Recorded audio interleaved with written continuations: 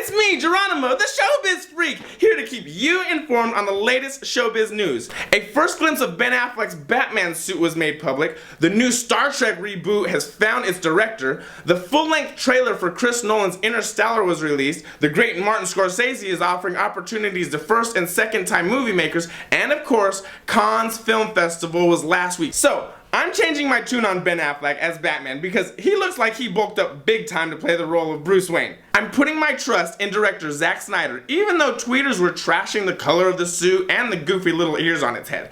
But what do you think? Are you excited yet for this movie, or do you still see Ben as Daredevil? Okay, now hear me out. Everything that was wrong with Man of Steel is what could be right with Batman, you know? He looks a little muted and broody and dark. Besides, don't you feel bad for them a little? They've been getting slammed since day one and nobody's even seen a frame of the movie yet. Besides, who knows? Maybe this movie is going to drive us bonkers and we'll be all super anxious for Snyder's Justice League, which he's been confirmed to direct after Superman vs. Batman. Okay, a change of pace, but still in space. How many of you are ready for the third installation of the Star Trek reboot? It's officially been confirmed that Roberto Orci will be directing. Now, does that name ring a bell?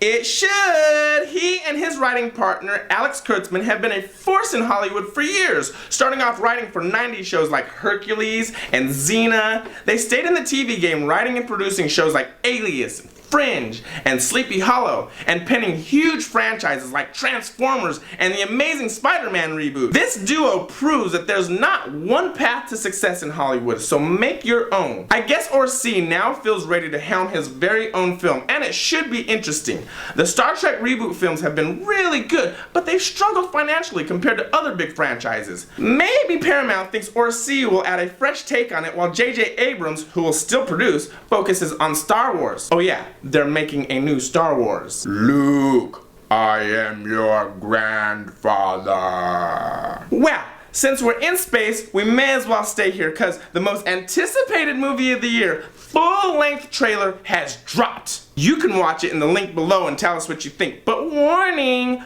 I almost wish that I hadn't watched this trailer. It didn't make me necessarily want to see the movie more than I already did. And imagine if we had just been left with the teaser trailer. Now, everybody knows people would still go see it. It's Christopher freaking Nolan, are you kidding me? And how badass would it have been to walk into the movie without ever seeing a frame of it? I'm just trying to Inception Nolan right now. Now, for all of you movie makers out there, I've got some great news for you.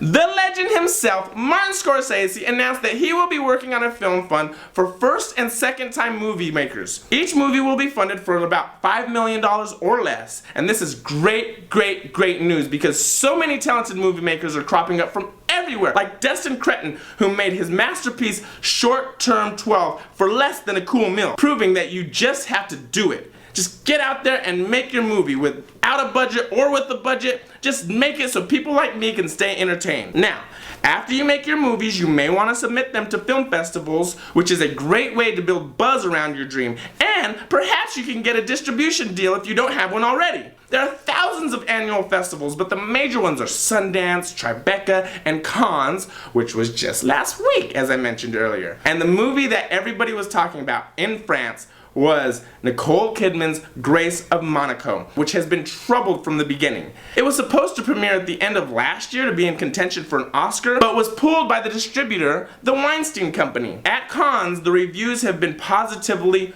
dreadful. Our hearts go out to Nicole, but that's just how dreams work. Not all of them are wonderful, some may turn out to be nightmares, but that shouldn't stop you from dreaming. I'm Jeronimo, the showbiz freak. Thank you for watching, and please don't forget to subscribe, like, and share with all your friends who just love show business as much as I do. See you next week. Mwah.